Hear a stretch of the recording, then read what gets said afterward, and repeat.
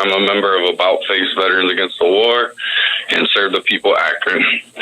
I was just calling to see if the council members who have been notified numerous times about Akron Police Department having extremist militia gangs within their ranks and openly wearing 3%er tattoos during the George Floyd protests. These were located on body cameras that took 7 to 8 months of battling with the City of Akron Law Department for Freedom of Information public records requests to get, and it's pretty disturbing. Also, I know all members of council and the mayor have been notified of the Akron Police Department Facebook social media page laughing at a comment about a child dying in the hands of Akron Police, Xavier McMullen, as well as well-documented recent cases of police brutality, such as Charles Hicks, where Officer Turner was allowed to resign, therefore to go to another police department and commit police brutality. I would think with the Akron Police Department having a recruiting time right now, it may be a good time to go through and check Akron Police personnel for extremist links and tattoos to gangs.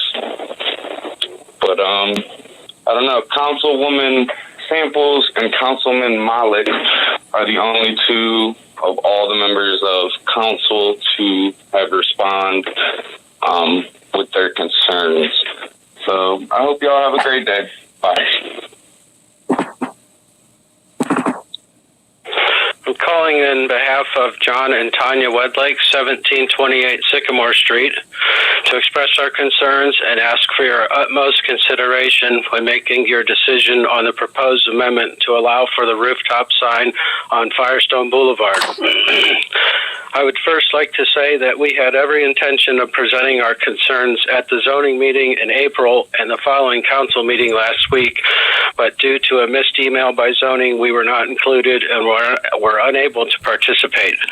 Several council members are aware of our situation and have been kind enough to hear our plight and offer their concerns and advice.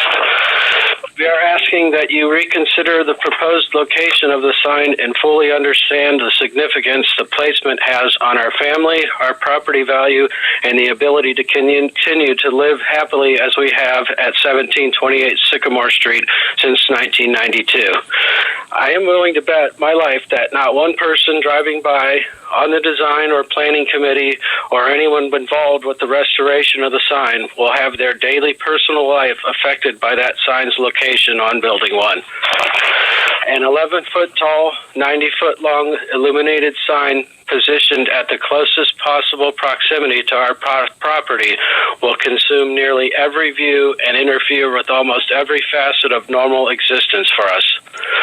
If ever there was a chance to make a monumental difference in someone's life, this is Bridgestone Firestone Corporation's opportunity to say they care with a simple gesture. Moving the sign north on the rooftop puts the sign in a better view, with the adjacent Firestone Stadium having the matching brick facade as the old Building 1 would be a perfect option. This would also avoid a possible unforeseen road hazard such a large illuminated sign so close to the road may cause. The enormous sign would still be in an unobstructed view from passing Wilbeth Road traffic and create a wonderful nostalgic ambience for the players fortunate enough to play at that venue. I ask that anyone involved visit my property to truly get perspective of the matter at hand or view pictures provided to Councilman Kamer or Antonucci. I thank you in advance for your willingness and consideration. Proud, upstanding, and awarded property owners since 1992, John and Tanya Wedlake. Thank you. Hi, this is Nick, 41 Marshall Avenue, Nick Casiopo, Ward 1. Hope you're all doing well tonight. Just calling in to address a few things. Number one, we still haven't had an official statement from the city, from the Akron Police Department, from the from the police auditor, from the mayor, from any of you about our discovery of extremist tattoos in the APD ranks. Specifically, a member of the Akron Police Department was seen donning a 3%er tattoo during last year's George Floyd's protests. So that's awfully concerning, and it's very concerning that nobody has released a statement on this. Additionally, the Akron Police Department's official Facebook page thought it was appropriate to laugh at a comment that addressed the Akron Police Department's murder of 2 Akronites and also the brutalization of 2 other folks, one of whom is currently in a lawsuit against the Akron Police Department. So it's awfully unprofessional at the least, but very concerning at the worst, that somebody in the Akron Police Department would think that this was okay or funny. And it's still concerning that, again, none of you, the mayor, the Akron Police Department, nor the police auditor have, again, made public statements about this. It's a bad look. Additionally, again, all these COVID dollars, $153 million in COVID relief aid set to hit the city. I really, again, urge you all not to spend a dime of that on the Akron Police Department. We already fund them plenty, and they aren't doing anything to reduce the number of murders or crime in this rate. We can fund other things that actually get to the root of these problems much easier, that actually affirm life and help folks instead of further criminalizing and brutalizing them. And then the last point, and I hope y'all decide to pass something condemning Israel's war crimes and genocidal tendencies towards Palestinians. Akron has a sister city in Israel. Akron has business ties in Israel. It would be nice to join the boycott and divestment movement and have Akron come out strong on the side of human rights and stand up for Palestinian rights to their land and to their lives. That's all for me. Hope y'all have a good night. Bye. That concludes our public comments for this evening. I want to thank all of those who participated. Again, all of these comments have been sent to the appropriate council person and the appropriate department. At this time, we'll go over our committee assignments, rules. Councilman Freeman. 2:30. Public Safety, Councilman Kamer. 2:15. Budget and Finance, Councilman Freeman. 3 p.m. Parks and Rec, Councilman Neal. 1:45. Planning and Economic Development, Councilman Fusco. 1. Housing and Neighborhood Assistance, Councilman Fusco. Subject to a call. Public Service, Councilwoman Samples. 2 p.m. Health and Social Services, Councilwoman Amobian. 2:30. Public Utilities and Green Committee, Councilman Freeman. 2:45. Thank you. Is there anything else coming before council? I do see Councilman Malik. Thank you, Madam President. I just wanted to let council know that the 2 issues raised by Mr. Keene and by Mr. Cassiopo have been shared with Major Leaser. Major Leaser did provide some further information. I know on the issue of the tattoo, he directed Office of Professional Standards and Accountability to look into the issue and trying to get a little bit more information. And also on the issue regarding the Facebook page, it is concerning that a post was reacted to in a certain way. So again, trying to address that with APD, and just want to make sure everyone knows that. Thank you. Councilman Malik, thank you so much for that update. Councilwoman Connor. I just want to update and let everyone know I did speak with Mr. Ritter this afternoon and will be helping him as best I can with the motorbike problem in his neighborhood. Thank you so much, Councilwoman Connor. Councilman Neal. Thank you, Madam President. Ms. Amobian was before me. Okay, I'm so sorry. Councilwoman Amobian. Thank you, Madam President. I just want to, I don't normally comment on others' remarks about me, but about 2 weeks ago, the Akron Beacon Journal's editorial board wrote an editorial and quoted me, and I must say accurately. And I stand by my statement that I endorse spending 20 million or whatever millions that we decide on the issue of youth violence, activities, interventions to reduce it.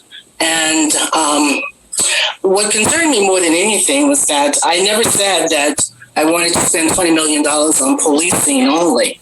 I would like to see us spend $20 million or whatever millions we decide to spend on recreational activities, positive interventions for children, leadership development, job programs, whatever we can to help kids and children in the inner city find more positive things to do. Because I tell you, it has to be quite disturbing to be in your home and to have gunshots coming through your walls, as we just had the other day. And I would guess, and probably would bet money, that those individuals on the editorial board who wrote this article don't live in the inner city of Akron, and would probably spend any amount of money they needed to or wanted to if this kind of violence happened in their communities. And I wouldn't be surprised if they brought in the military, whatever their power, influence, and resources could afford to reduce the violence. I think we have seen that the violence that we experienced last year resulted in more deaths last year than the year before. And it looks like the way things are going, we may have a higher level this year than last year. So I think we should spend any amount of money and resources that we need to address this problem in a multifaceted way, whether we do it with clergy leadership, community leaders, whatever it takes to address it. So I stand by my quote, and I again say that we should spend more than 20 million if it needs that. So thank you very much, Madam President. Thank you so much, Councilwoman Amobian. Councilman Neal? Thank you, Madam President. Well, to my colleague's point, we know that this is a unique opportunity for cities with the American Rescue Plan dollars that are coming directly to cities. This has never happened before. One of the best practice urgings from the association that we're associated with, National League of Cities, as well as Ohio Municipal League, is that cities have a documented way of tracking these dollars.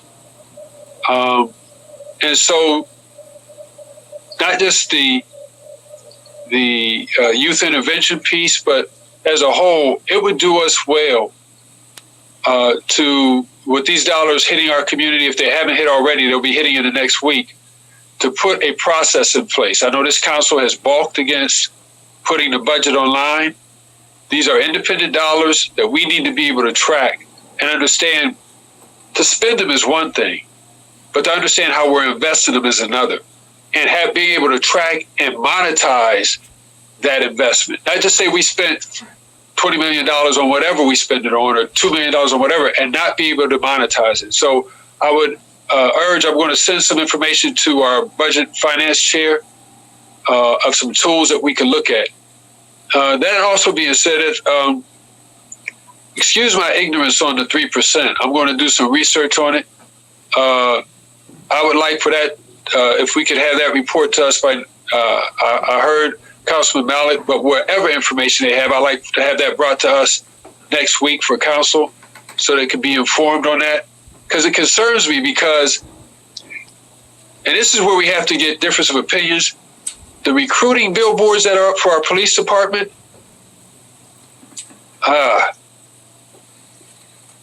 they look like they're a gang. They don't present our police department in the best light. I'm on North Hill. There's one right down the street from my business. And when I drive down East Cargo Falls and I look at that sign, I'm like, especially here when I'm hearing here about the tattoos and everything, not a good look. So if there's money in the budget, I would encourage coming up with some new signs. It's obviously that they did not use a culturally sensitive media group to put those ads together. But I just encourage you. I don't know if any of you have seen the signs. I thank my colleague, Ms. Amobian, for pointing it out to me. And as soon as I got a chance to see one, Those are not a good look, especially in this time. I don't know if any of you have seen them. Is it just me? But they don't look like they're inviting a diverse group to our police force. Thank you, Madam President. Thank you so much, Council Neal, for sharing that. Councilman Kamer? Thank you, Madam President. I just wanted to briefly update council